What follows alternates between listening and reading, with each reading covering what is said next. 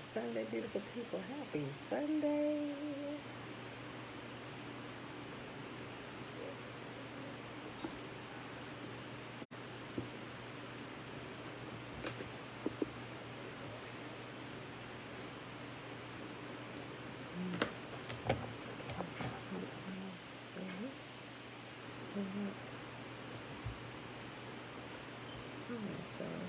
I hope y'all enjoyed y'all day yesterday. It rained most of the day here in the Chesapeake, Virginia. What is wrong with this? Right, hold on, y'all. I'm trying to minimize my screen here. Y'all watched the fight last night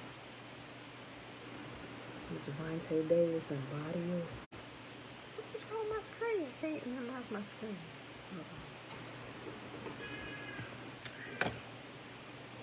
That's weird.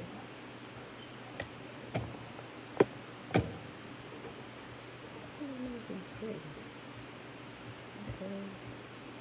Oh, what in the world? What is this?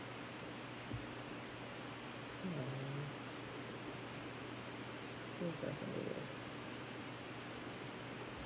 No. What?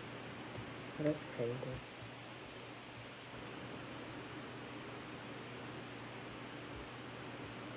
Maybe if I do this. Put this up. Oh no. My screen. I can move my whole page over, but for some reason I cannot minimize it. Let's see if I can do this. Hold on. Don't decide just minimize something. What are you doing? Hold on.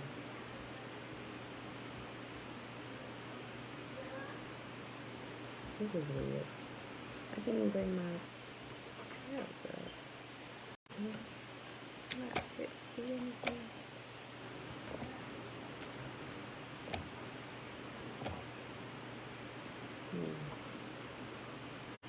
Let me see if we can do this. What's this?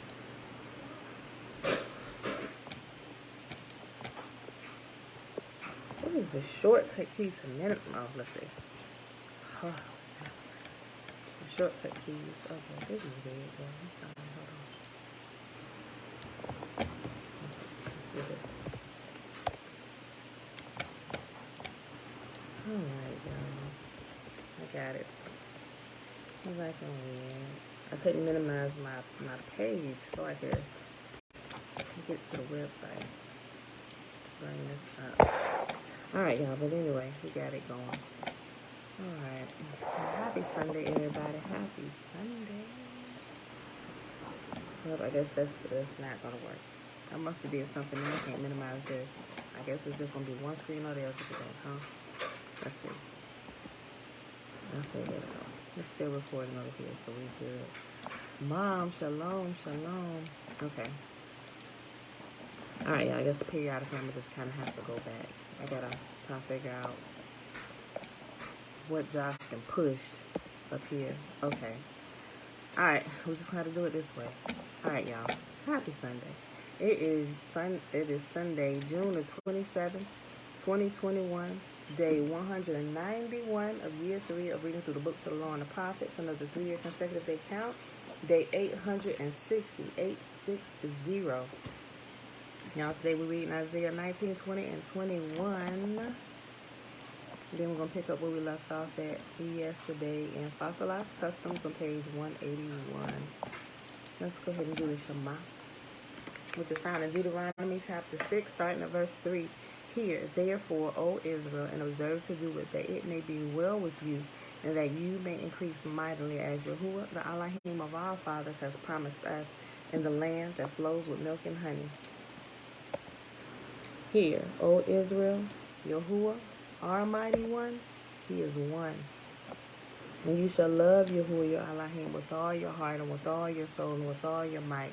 And these words which I command you this day shall be in your heart, and you shall teach them diligently unto your children, and shall talk of them when you sit in your house, and when you walk by the way, and when you lie down, and when you rise up. And you shall bind them for a sign upon your hand, and they shall be as frontlets between your eyes. And you shall write them upon the posts of your house and on your gates. And Yahuwah commanded us to do all these statutes, to fear Yahuwah, our mighty one, for our good always, that he might preserve us alive as it is at this day. And it shall be our righteousness if we observe to do these commandments before Yahuwah, our mighty one, as he has commanded us.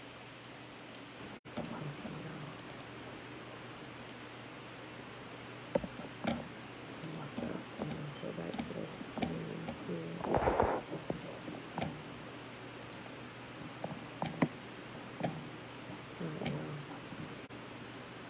Isaiah chapter 19.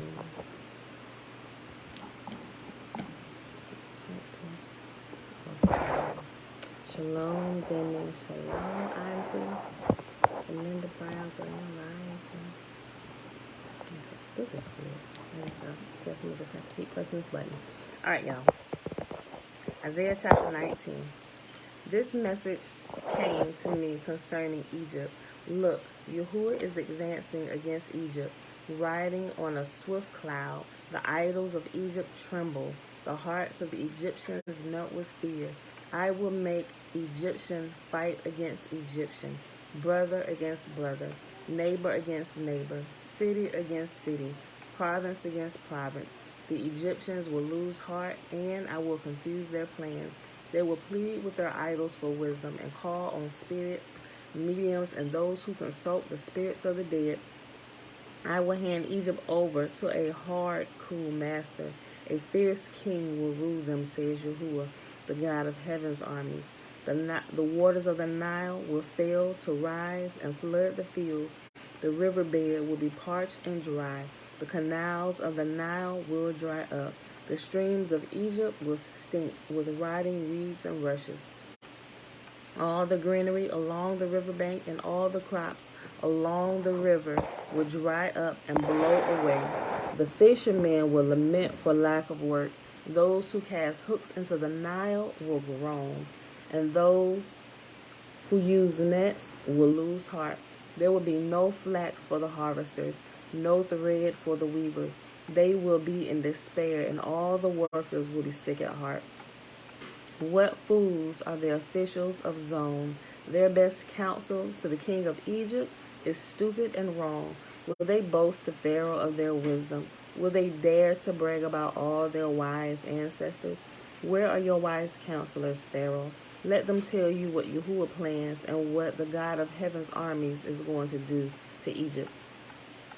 The officials of Zon are fools, and the officials of Memphis are deluded.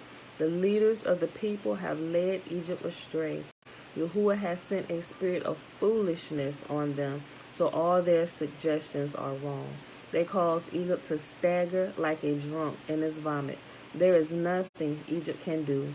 All are helpless, the head and the tail, the noble palm branch and the lowly reed. In that day, the Egyptians will be as weak as women. They will cower in fear beneath the upraised fist of Yahuwah, the God of heaven's armies. Just to speak the name of Israel will terrorize them, for Yahuwah, the God of heaven's armies, has laid out his plans against them. In that day, five of Egypt's cities will follow Yahuwah, the God of heaven's armies. They will even begin to speak Hebrew, the language of Canaan. One of these cities will be Heliopolis, the city of the sun. In that day, there will be an altar to Yahuwah in the heart of Egypt, and there will be a monument to Yahuwah at its border. It will be a sign and a witness that Yahuwah, the God of heaven's armies, is worshipped in the land of Egypt. When the people cry to Yahuwah for help against those who oppress them, he will send a Savior who will rescue them. Yahuwah will make himself known to the Egyptians. Yes, they will know Yahuwah and give their sacrifices and offerings to him. They will make a vow to Yahuwah and will keep it. Yahuwah will strike Egypt and he will bring healing. The Egyptians will turn to Yahuwah and he will listen to their pleas and heal them. In that day, Egypt and Assyria will be connected by a highway. The Egyptians and Assyrians will move freely between their lands, and they will both worship Yahuwah. In that day, Israel will be the third, along with Egypt and Assyria, a blessing in the midst of the earth. For Yahuwah, the Lord of heaven's armies, will say, Blessed be Egypt, my people. Blessed be Assyria, the land I have made. Blessed be Israel, my special possession. That's why Latrina, hey girl, hey. All right, y'all. Isaiah chapter 20. Kenneth, peace and blessings. In the year when King Sargon of Assyria sent his commander-in-chief to capture the Philistine city of Ashdod, Yahuwah told Isaiah, son of Amos, Take off the burlap you have been wearing and remove your sandals. Isaiah did as he was told and walked around naked and barefoot. Then Yahuwah said, My servant Isaiah has been walking around naked and barefoot for the last 3 years. This is a sign, a symbol of the terrible troubles I will bring upon Egypt and Ethiopia. For the king of Assyria will take away the Egyptians and Ethiopians as prisoners. He will make them walk naked and barefoot, both young and old, their buttocks bare to the shame of Egypt. Then the Philistines will be thrown into panic, for they counted on the power of Ethiopia and boasted of their allies in Egypt. They will say, If this can happen to Egypt, what chance do we have? We were counting on Egypt to protect us from the king of Assyria. Last chapter for today, y'all, Isaiah chapter 21. This message came to me concerning Babylon, the desert by the sea. Disaster is roaring down on you from the desert, like a whirlwind sweeping in from the Negev. I see a terrifying vision. I see the betrayer betraying, the destroyer destroying. Go ahead, you Elamites and Medes, attack and lay siege. I will make an end to all the groaning Babylon calls. My stomach aches and burns with pain. Sharp pains of anguish are upon me, like those of a woman in labor. I grow faint when I hear what Yahuwah is planning. I am too afraid to look. My mind reels and my heart races. I long for evening to come, but now I am terrified of the dark. Look, they are preparing a great feast. They are spreading rugs for people to sit on. Everyone is eating and drinking. But quick, grab your shields and prepare for battle. You are being attacked. Meanwhile, Yahuwah said to me, Put a watchman on the city wall. Let him shout out what he sees. He shall look for chariots drawn by pairs of horses and for riders on donkeys and camels. Let the watchman be fully alert. Then the watchman called out, Day after day I have stood on the watchtower, my Lord. Night after night I have remained at my post. Now at last, look, here comes a man in a chariot with a pair of horses. Then the watchman said, Babylon is falling, falling. All the idols of Babylon lie broken on the ground. O my people, threshed and winnowed, I have told you everything Yahuwah, the God of heaven's armies, has said, everything that Yahuwah, the God of Israel, has told me. This message came to me concerning Edom. Someone from Edom keeps calling me, Watchman, how much longer until morning? When will the night be over? The watchman replies, Morning is coming, but night will soon return. If you wish to ask again, then come back and ask. A message about Arabia. This is the message to me concerning Arabia. O caravans from Dedan, hide in the deserts of Arabia. O people of Tema, bring water to these thirsty people, food to these weary refugees. They have fled from the sword, from the drawn sword, from the bent bow and the terrors of battle. Then Yahuwah said to me, Within a year, counting each day, all the glory of Kedar will come to an end. Only a few of its courageous archers will survive. I, Yahuwah, the God of Israel, have spoken. That, my beautiful people, is the reading for today. That was Isaiah 19, 20, and 21. All right. Shayla, that's Babu. Okay, y'all, so let's go ahead and hop on over here to Fossilized Customs, right? Okay. The readings are short. We only at 14 minutes, y'all. All right. So now we are reading about the great mother, the queen of heaven, right? We're going to get a lot read today. All right, y'all. All right. The great mother, queen of heaven. In ancient Babylon, the pagans began to worship a trinity of Father, Son, Mother, Earth, and the reborn Son, who was interpreted also to be the Father. Hold on. Wait a minute. Did I read this? I think we stopped at the death of Nimrod. We did. I'm sorry. We stopped. I read it already. As soon as yep. Because all these was based upon sex. I'm sorry. Let's skip down to the bottom paragraph. The death of Nimrod. Okay. According to traditional accounts, Noah's son Shem had settled with his clan apart from his two brothers' clans in Babylon. Nimrod was a descendant of Ham and the Hey! Okay. Nimrod was a descendant of Ham, and the abominations that he committed caused Shem to destroy him. To shock the Babylons even further, Shem delivered Nimrod's body parts to the far reaches of his pagan kingdom. This sent the Babylonians into shock, causing their activities to be occult, or meaning hidden. Right? Okay. Nimrod's mother began to comfort the people by telling them that she was pregnant with Tammuz, who was also Nimrod, because he was the father of her child. And she explained Nimrod had gone into the heavens and was now the sun itself. Like, if you had common sense, like, wait a minute, the sun was already there, so how can he be the sun? Like, he's not. Okay, here we go.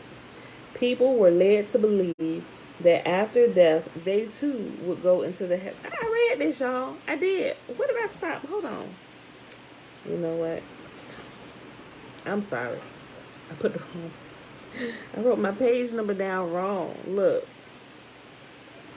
It was page 181. Did I say 181? I still started on the wrong page. You know, but anyway, let me just finish reading this. We read this yesterday. Definitely we read this. I didn't, what happened was I marked it here, but I didn't mark it here, which made me, I don't know. I just went back.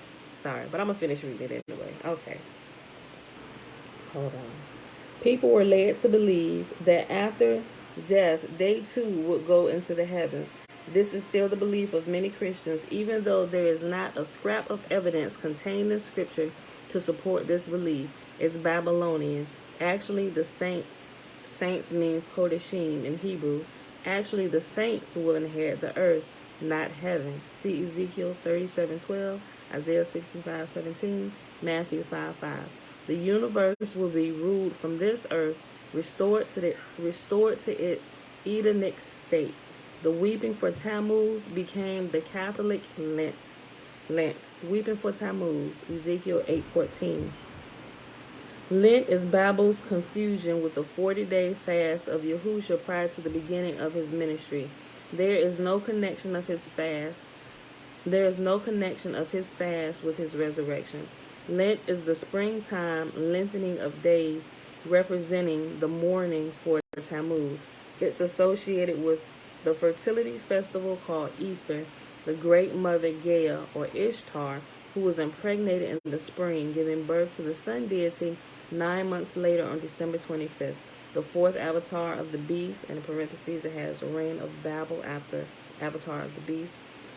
The fourth avatar of the beast altered these pagan events to deceive the nations. All right.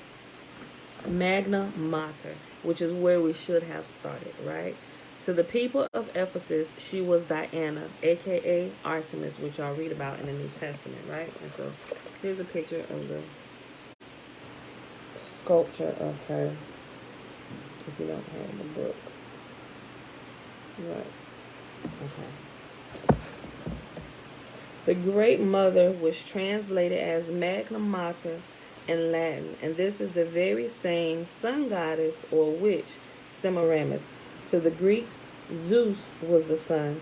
The Egyptians depict Isis holding Horus, who is somehow also Osiris, shown to be exactly like the Madonna and Child seen in Christendom's art.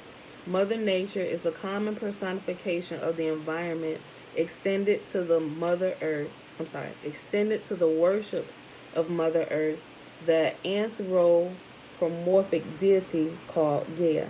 The Sumerians called Semiramis Ishtar. Yahuwah's prophets recorded her name as Asherah and Asherah. She has been known throughout the world by many other names. I'm about to list all these names. Oyster, Easter,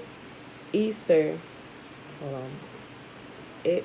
Eoster, Ostron, Eostra, Asherah, Ostara, Asarte, Artemis, Aphrodite, Tanit, Diana, Nana, Nia, Gaia, Devaki, Ceres, Sybil, Circe, Idrani, Venus, Isis, Frigga, Frey, Biblia, Usha, Os, Ora, Asra, Ushatara, Stella, Aster, Nut, which means the sky, and others. Astarte or Venus was said to have fallen to earth in a huge egg from the word aster, in Latin, stella for star. By diverting people from worshiping the true Creator, Satan has designed traps to lure people to worship him through stealth. Most don't do it consciously. He removed the name from our worship so we won't know specifically who it is we honor. They think the dreams they tell one another will make my people forget my name, just as their fathers forgot my name through Baal worship. This text from Jeremiah 23:27 is from a time that lying prophets were misleading the people by avoiding Yahuwah's great name. They had begun to just call him Lord or Baal. Read Jeremiah chapter 11. The Magna Mater, or mother and child worship, doesn't mean Satan is a he or she, because he wasn't created as male or female. Satan will accept any worship we can spare, as long as we don't do what Yahuwah asks of us. As the Queen of Heaven, in Jeremiah 44:17, the Magna Mater is represented in Scripture with radiant sun rays around her head. Egyptians had Nut as Queen of Heaven. And so we will see more pictures of her and what she looks like in the current day. Can you see that? I think that's nice. Yep, you got it right. Lady Liberty.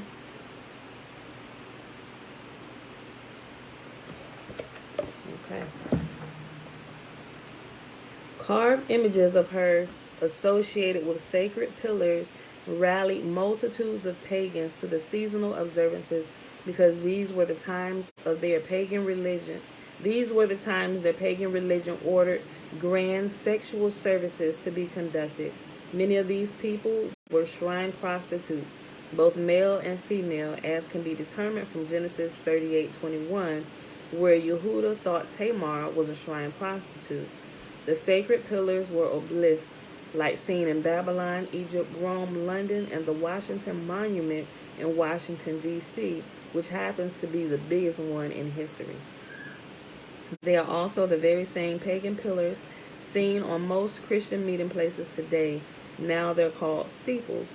Yahuwah told us not to erect a pillar in our land, so that's become the main thing to do. The ancient mind interpreted these religious pillars as a male reproductive organ. The female symbol is the wreath, crescent moon, fish, lilies, rabbits, and others. Here's another picture.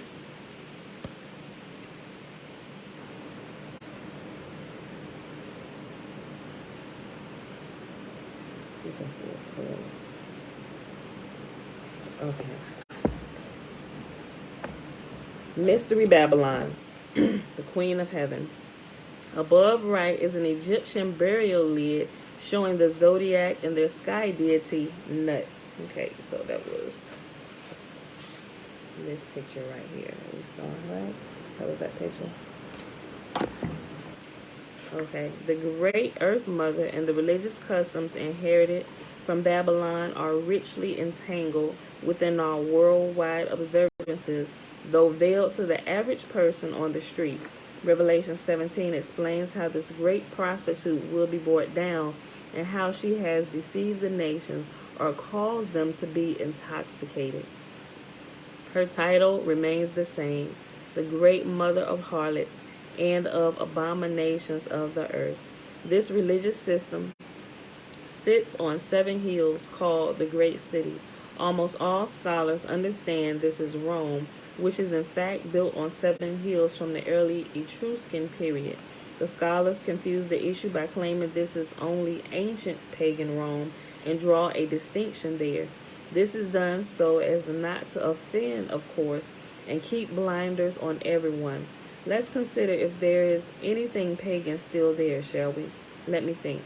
The Great Mother is what she was called. Well, the Church of Rome calls itself Mother Church, which is literally Mother Circe. Do they perform anything remotely pagan? Yes. The name Ishtar became Asherah, then Easter, Oyster, Astarte, and Easter. Easter was a pagan spring observance brought into Christianity by Constantine I at Nicaea in 325 CE. A Webster's dictionary will tell you quite a lot about the word itself. This is in fact the personal name of Mystery Babylon, the Great Mother. Why is the most celebrated observance of Christianity? The answer, of course, is Constantine reinvented the meaning behind Easter in order to desolate Passover. He also established the practice of Sunday superseding the scriptural day of rest, Sabbath, which is the sign that we worship the true Creator as Creator. He claimed the resurrection as a reason for both Easter and Sunday, and he got away with it. Next section, Earth Mother. Okay, the statue of the Great Mother is in the Vatican Museum and was called Durga above to the Hindus, Artemis to the Greeks, Hathor to the Egyptians, and Diana to the Romans. I'm going to show you this picture. You can see it clearly. That might be a little dark. Hold on.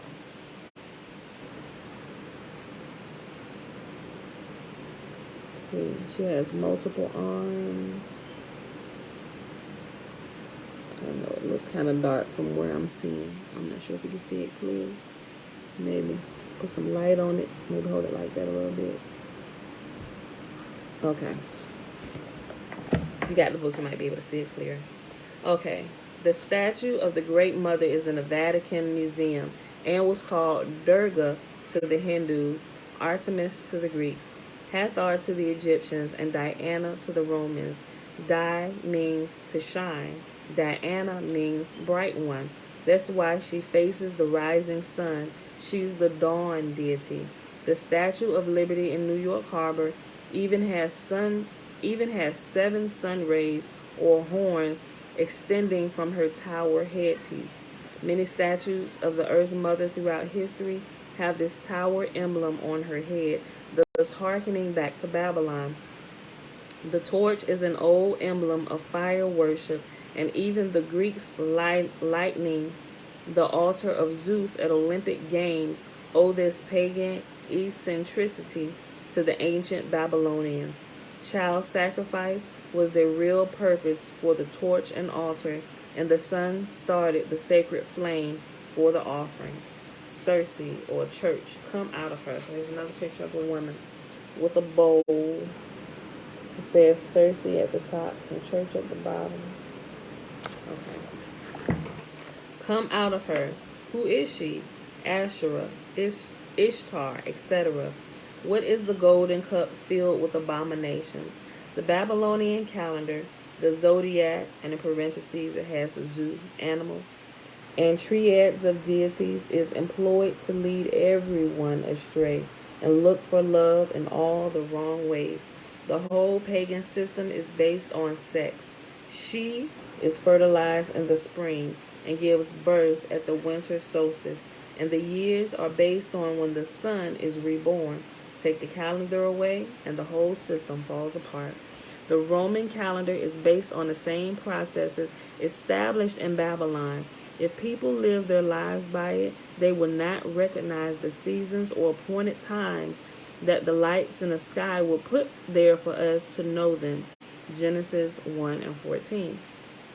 The calendar of Babylon The calendar of Babylon holds all the abominations together.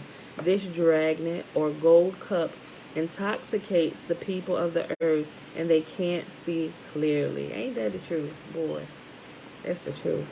The pagan observances are abominations, and they desolate the scriptural observances as Constantine intended. Abomination of desolation has been set up. The Roman calendar is like a huge dragnet guiding everyone unknowingly into worshiping the sun, ordering their lives according to the old Babylonian mysteries. It fits when you consider the title Mystery Babylon, the mother of harlots, and of the abominations of the earth. Since the calendar regulates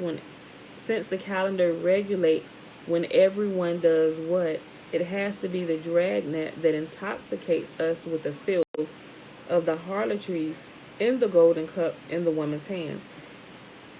The woman is riding the beast. Coming out of her will keep us from participating in her sins, as Revelation 18 describes. This queen of heaven and her daughters deceive the nations even today. Babylon masquerades today even as recorded at Jeremiah 44:17. Christianity assimilated her ways very early and abandoned the true straight path of obedience to the Creator, whose name is YAHUAH. As Peter put it, a dog returns to its vomit. 2 Peter chapter 2, verses 22. Being called away from paganism and idolatry, early Gentiles fell back into their old ways by mixing them together with the Mashiach message. Yahuwah commands us, saying, "Come out of her, my people," at Revelation chapter 18:4. Formerly, when you did not know Yahuwah, you were slaves to those who were by nature are not Elohim. But now that you know Yahuwah, or rather are known by Yahuwah, how is it that you are turning back to those weak and miserable principles? Do you wish to be enslaved by them all over again? You are observing special days and months and seasons and years. I fear for you that somehow I have wasted my efforts on you. Galatians 4, verses 8 through 11. Being that the name of the great mother is in fact Easter, you need to come out of the mother and her daughters, since they practice Easter, Sunday, Christmas, and many other intoxicating filth from the golden cup in the harlot's hand. Alexander Hislop, in his work The Two Babylons, has written about this same topic for over a hundred years ago, explaining how this fusion occurred with Christianity long ago. To conciliate the pagans to nominal Christianity, Rome, pursuing its usual policy, took measures to get Christian and pagan festivals amalgamated, and by a complicated but skillful adjustment of the calendar, it was found no difficult matter, in general, to get paganism and Christianity, now far sunk into idolatry, in this as in so many other things, to shake hands. Ezekiel chapter 8, verses 12 through 17, discusses how 25 men, the 24 courses of priests plus one high priest, bowed down to the rising sun and put a branch to their nose. The pagans used branches, wreaths, trees, and became really excited when a sprig of new growth sprang up from a tree stump. To them, this symbolized their slain Nimrod, and the new life of a branch growing from this stump symbolized Tammuz. This is how we came to bring trees into our homes at Christmas, carried over to the U.S. by the Irish during the potato famine in the 1840s. All right, y'all, the next section is called The Bride of Satan, or Consort of Baal. The Great Mother, Easter, has been the main deception for mankind as recorded throughout Scripture. She was called Asherah, the Queen of Heaven. Even the words East and estrogen refer to this abomination. Astrology and astronomy, and it actually has an E in front of astrology and astronomy. Okay. Astrology and astronomy contain her name as well. At Sinai, what happened was a wedding betrothal, and Israel became Yahuwah's wife, as he claims repeatedly. The covenant was in 2 stone copies, one for each partner. The wife agreed to obey, and Yahuwah promised to provide. Israel was to show her love for Yahuwah by her obedience. Gentiles who convert and begin with a decision reach at Acts 15 and graft into Israel. Through belief and obedience to Yahuwah, they become a part of the natural olive tree, Israel. Satan's bride is deceived. They have not taken the name of the husband, but adhere to several pagan titles such as God, Lord, and yes, even Christ. In parentheses, it has Christos, Krishna, or only a few deities. They flounder aimlessly, paying, observing Sunday, Easter, and Christmas, and have no clue of their true origins. They call our rabbi Jesus, but he knows who. Hold on. They call our rabbi Jesus, but he knows who they mean, right? He has that in parentheses. They blindly follow their traditions, forsaking the Torah given for Israel as her marriage covenant. You are servants to the one whom you obey, whether you are slaves to sin, which leads to death, or to obedience, which leads to righteousness. Romans 6:16. If you are obeying Satan by keeping the traditions he's using to deceive the whole world, then you are embedded in mystery Babylon and are his brides and are his bride and not Yahuwah's. The abominations set up look and feel good, but they are the way of death because they were not commanded by Yahuwah. Their origins in paganism should expose their satanic design. These counterfeit works and wonders were discussed by Paul. And then the lawless one would be revealed. The coming of the lawless one will be in accordance with the work of Satan, displayed in all kinds of counterfeit miracles, great works, signs and wonders, and in every sort of evil that deceives those who are perishing. They perish because they refuse to love the truth and so be saved. For this reason, Yahuwah sends them a powerful delusion so that they will believe the lie, and so that all will be condemned who have not believed the truth, but have delighted in lawlessness. 2 Thessalonians chapter 2, verses 5 through 12. Is Sunday a delusion? Paul means these people will not obey the commandments and condemn legalism, which the true bride obeys gladly. Those perishing delight not in obeying the law or Torah. Come out of her, my people. Do just a little research on the Inquisition and find out what an iron maiden is. You will be very enlightened to see these things go completely against the love. Hold on. Okay. You will be very enlightened to see that these things go completely against the love your enemies philosophy we are commanded to live by. You will recognize a tree by its fruit. In everyday life, you will find that if you pray for someone who is giving you a difficult time, there will be a change in their treatment of you. It actually works. And we've actually seen that happen. Uncle Nathaniel, greetings. When we are not humble, we can walk around with a chip on our shoulder and not even be aware of it. When we gossip or ridicule others who are poor, physically impaired, different from us because they're white, black, yellow, red, or some ethnicity, ethnos means foreign, we insult their maker. I've always tried to make it clear that when I teach or write about pagan customs, I am not judging people at all, but rather the philosophies themselves. Invariably, some receive the information as an unloving criticism of people. In a popular magazine called BAR, which stands for Biblical Archaeological Review, a reader responded saying, I understand your position on reporting the facts, but I do not have to read such drivel. The reader may as well have said, my mind's made up, don't confuse me with the facts. It's easy to steer children down the path of error with pagan programming. Growing older, many lose their belief because they see through a few things and realize the shallowness of what they were taught. Others never have the opportunity to comprehend the basis of why the world does the things it does. They're set in their ways.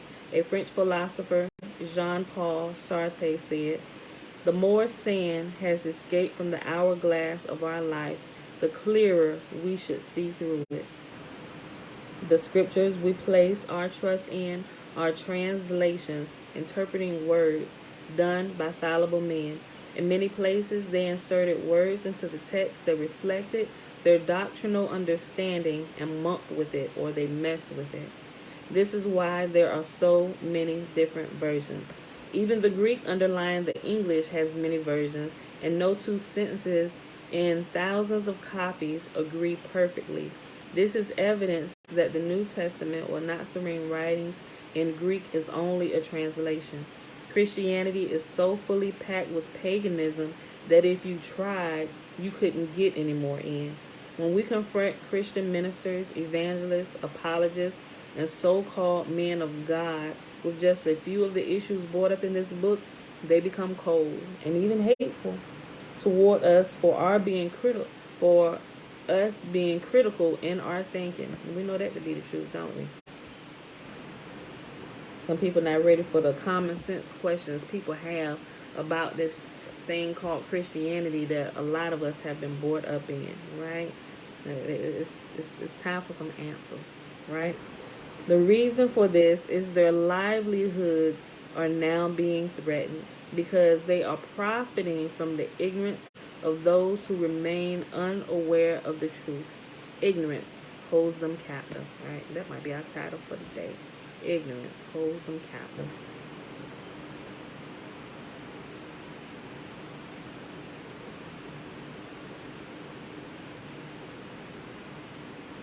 Boom. Okay. "Is not my word like fire, declares Yahuwah, and like a hammer that breaks a rock in pieces?" Jeremiah 23, verses 29. Okay, we're going to the next section. We're at 42 minutes. The Latin word doctrine means teaching, and the teachings are seeds. They are either sown by the Father, Yahuwah, or an enemy. The evidence of what was sown is revealed by what grows. Let me read that again. The evidence of what was sown is revealed by what grows.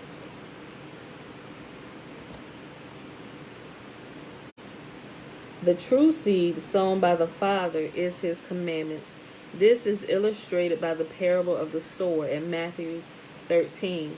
Veiled hearts cannot understand the parables, as you will notice the footnotes in your scriptures struggle to deal with the true meanings of the text that requires spiritual discernment, and most of them do.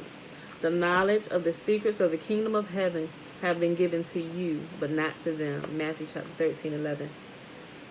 Yahusha explained the meaning of the sower, but even so, his explanation is not understandable to those whose hearts are veiled. Listen then to what the parable of the sower means. When anyone hears the message about the kingdom and does not understand it, the evil one comes and snatches away what was sown in his heart. The birds came and ate it up. This is Satan saying this commandment was done away with, or that commandment is only for Jews to obey. Thus, by trickery, the evil one explains we don't need a particular seed. The one who received the seed that fell on rocky places is the man who hears the word and at once receives it with joy. But since he has no root, he lasts only a short time. When trouble or persecution comes because of the word, he quickly falls away. That's like a lot of us, right? A lot of us who begin understanding the truth, like, oh snap, what have we been doing? Like, what place is this we're really living in? All this we have been taught all of our lives. You mean to tell me most of this has been a lie, right? You receive it, you start walking in it, then you get excited about it, and you start telling the people about it. But when the flack comes or the feedback comes from the people you are trying to enlighten with the truth, they start asking you questions and coming against you like, nope, you didn't get off into a cult somewhere, sis. I would think about that, and it's like, then get you thinking and second guessing yourself, and then what they begin to say to you becomes stronger than what you believe, right? The one who received the seed that fell on rocky places is the man who hears the word and at once receives it with joy. But because he has no root, he lasts only a short time, meaning he just listening to everybody else. Now, what they tell him might be true, but he hasn't gone to do the research for himself and thereby begin owning the information for himself, right? That's why I say, y'all go check behind me. Don't just sit here and listen to me or listen to anybody else who maybe teach you the truth. If you don't go in and begin researching some of these things, you don't got to do a bunch of deep research, but at least check into some of the things to make sure that you are being told the truth. Go back to some historical documents if you can find them. You can find a lot of stuff on the internet. Not everything on the internet is true. There's ways to vet information and make sure it's true and make sure you have authentic, credible information. Do that, right? And don't just use the internet either. You can go to libraries, other places, right? Even some medical documents that are made available. You can kind of check into some of this stuff. So when you don't go in and verify the things that you have been told, when somebody come up to you, well, how you know that? Because such and such said, that's what get everybody in trouble, right? You start fumbling around because such and such said. You can be like, well, first of all, I went and checked into this myself. I heard what such and such said, but I needed to go verify it. And here's what I found. This. And when you do that, let me tell you, there can be no shaking of your foundation, right? Because you literally set stakes in the ground that locks you in because you have done it and you have verified it and you know these things to be true, right? And that's how you grow deep into the ground. Your seed stays in the ground and it begins to grow roots and you begin to see fruit from the seed that was planted. What it say back here? Look. The evidence of what is sown is revealed by what grows, right? We can see what's growing in your life and we can tell that seeds of truth have been sown into your life, right? And you've been checking into this. You've been watering this. It's been getting some sun. It's been getting some real sun. It's been fertilized. Wait, what? We know what has been sown inside of you, right? Look, the one who received the seed that fell on rocky places is the man who hears the word and at once receives it with joy. But since he has no root, he lasts only a short time. When trouble or persecution comes because of the word, he quickly falls away. This is like one of us who understands, but then his family, peers, or preacher criticize him saying things that you come in contact with some kind of cult, or how can the whole world be wrong? And then they turn away from the truth. And it's hard, especially when family get in your face and do that crap to you. And people whom you love, it's crazy. Church family, it's the worst. It's the worst. Like, because now you feel isolated and it's like, man, am I really doing something wrong? But it's them who are wrong, right? It's those who are wrong that don't understand. The one who received the seed that fell among the thorns is the man who hears the word, but the worries of this life and the deceitfulness of wealth choke it, making it unfruitful. This is like the one who works on the seventh day and is intimidated by bosses or co-workers when he says he wishes to rest.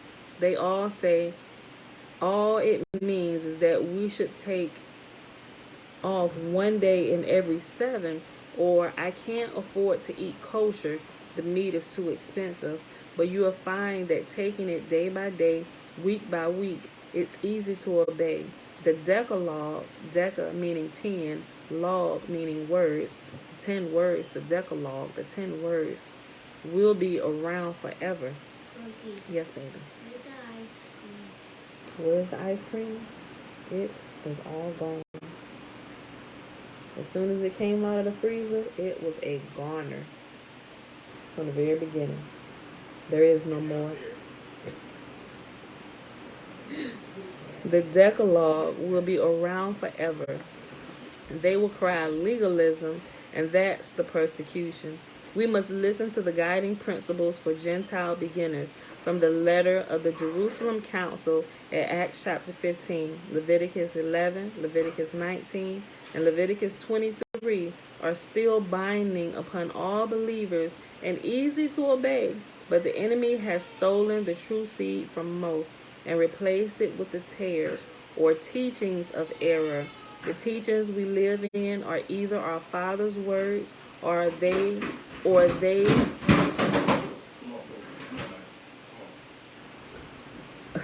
the teachings we live in are either our Father's words or they are the tares sown by the enemy, the one who changes the laws by deceiving people. I just had to pause, just make sure there wasn't a body falling down the stairs.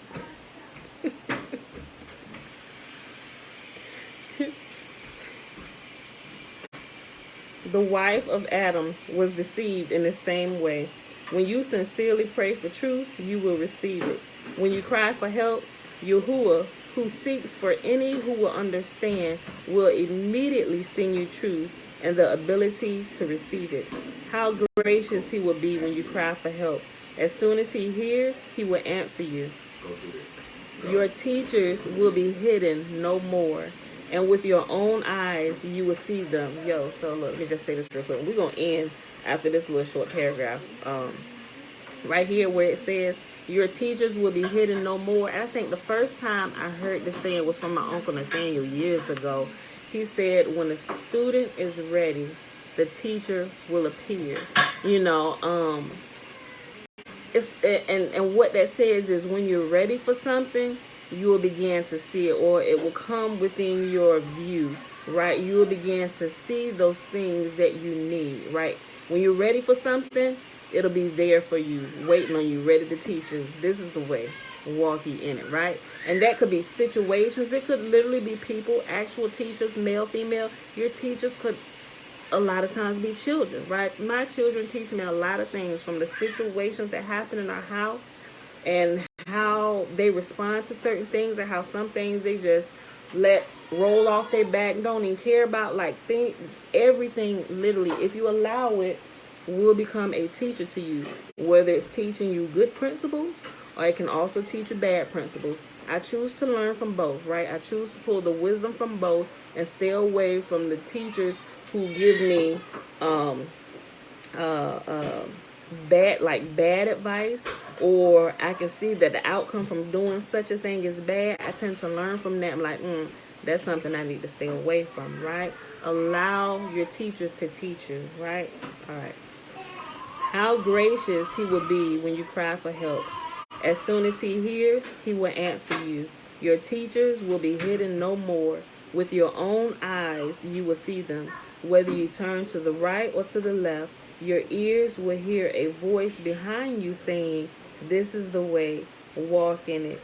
Then you will defile your idols overlaid with silver and your images covered with gold. You will throw them away like a minstrel cloth and say to them, away with you. I'm telling you, this is exciting. Isaiah chapter 30, verses 19 through 22.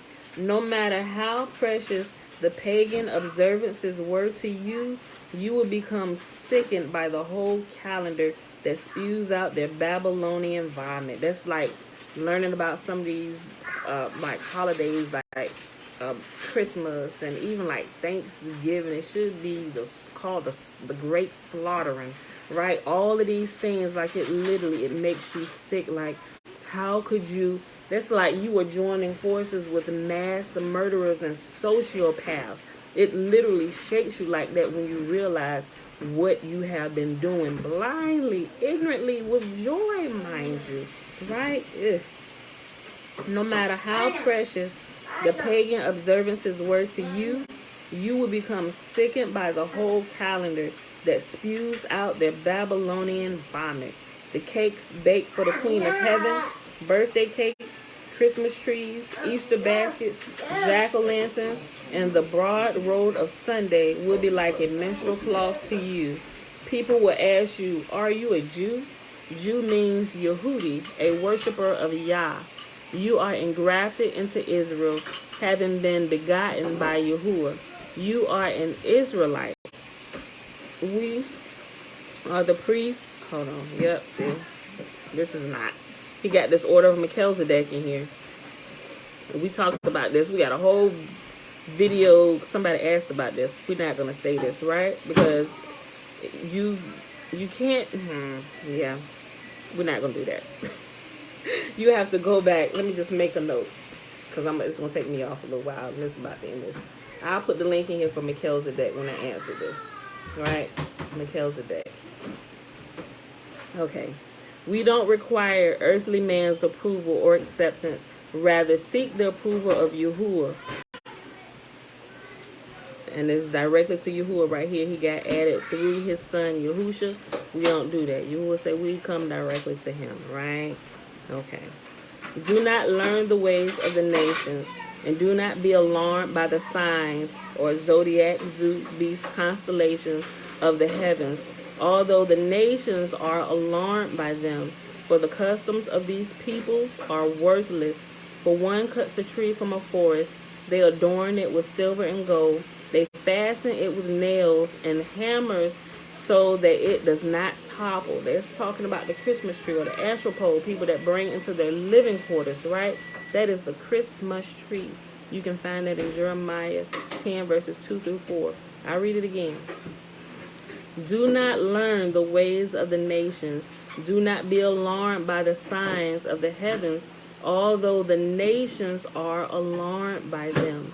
For the custom, so when you hear them talking about all these different things they seeing in the skies and stuff, and people are freaking out, oh, Nubaru and all this other kind of crazy stuff, and I go out there, I'm like, okay, I'm not saying that you can't see stuff, but I ain't never seen stuff in the sky over here. Not saying that they're not, because they really could be. And it could also be the government behind a lot of this stuff.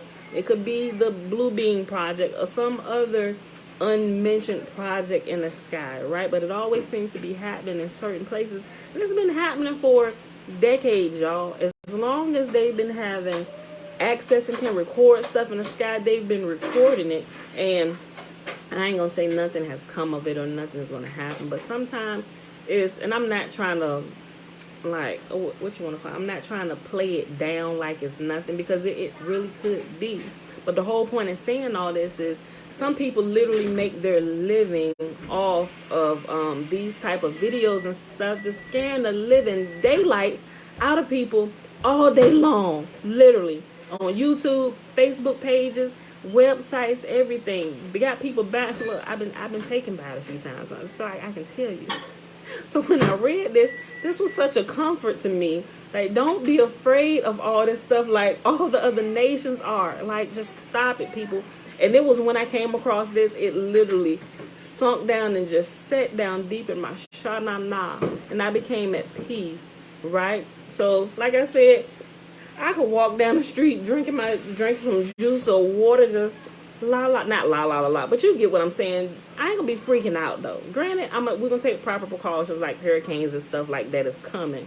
But some of these other things that they've been, yeah, I ain't gonna say it's ridiculous, but some it's crazy. I'm not gonna say it's nothing to it, but like I said, the whole point of saying all that is don't be alarmed, right? Because the other nations are afraid of things like this, but Yahuwah says just chill out.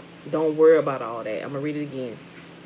Do not learn the ways of the nations, and don't be alarmed by the signs, and in parentheses, zodiac, beasts, constellations of the heavens, although the nations are alarmed by them.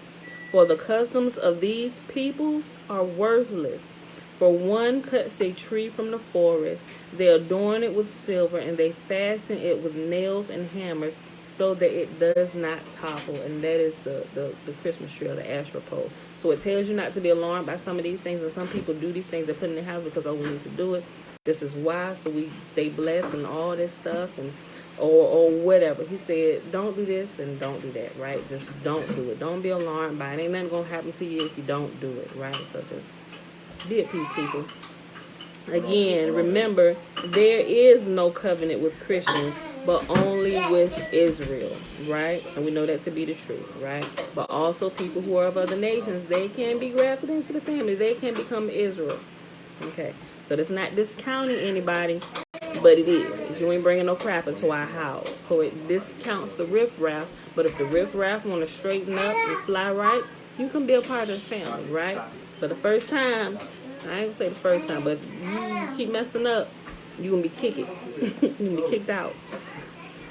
Again, remember there is no covenant with Christians, but only with Israel. Psalm 147, verses 19 and 20 says, He has revealed His word to Jacob, His laws and decrees to Israel. He has done this for no other nation. They do not know His laws. And when I read this, when this sunk down deep in my shanana, I was like, I ain't listening to nobody else, right? I ain't listening to nobody else. Because first of all, His word wasn't even revealed. Nobody should be teaching Yahuwah's law, statutes, and commandments except for Israel. And if you got some of those who have call themselves converts, but they're still teaching outside of what Yahuwah said and stuff, and we striking you off the list too. You should not be teaching. And there's a whole bunch of people that I used to listen to, great, what they call great and televangelists, all this stuff. They're completely local, abroad, near, far. I don't care where you are. You are stricken off the list. Like, cause y'all like it's crazy. Okay. The Torah is for all men to submit to. Wisdom cries out from the scriptures. Our duty is to obey Yahuwah. Love me and guard my commandments. From His point of view, obedience is love. Love is not a feeling, it's an action word. Greater love.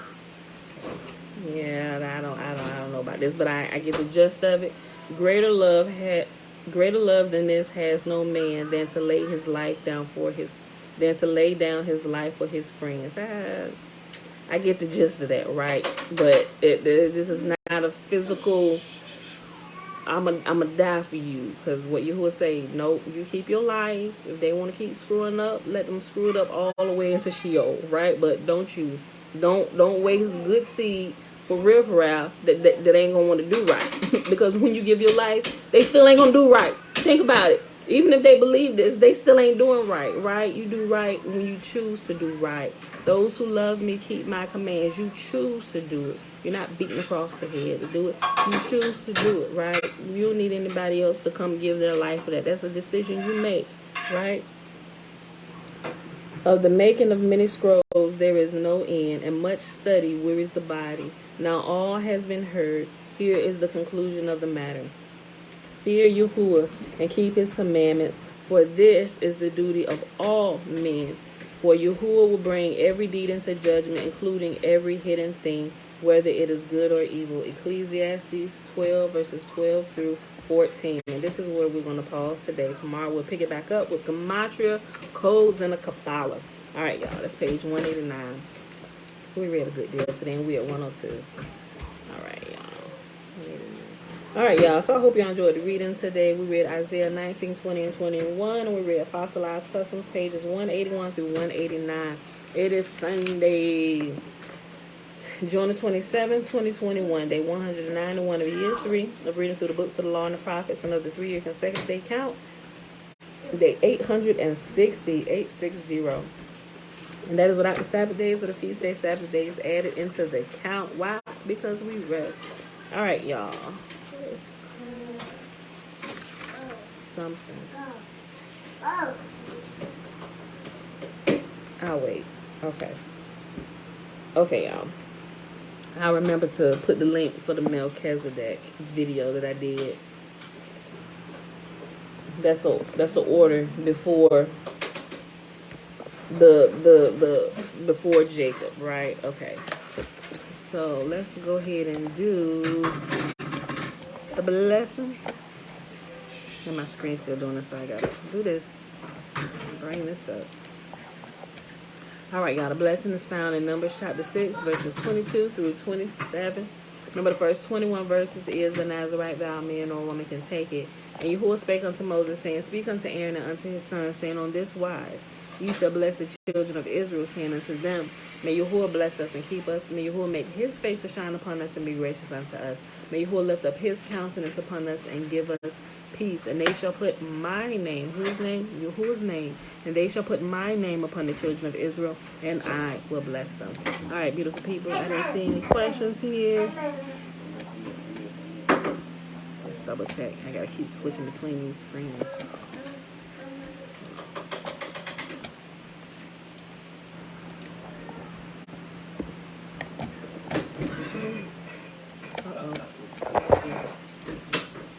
Okay. All right. No questions. All right, y'all. I see y'all tomorrow morning, 7:15 a.m. Eastern Standard Time. Peace.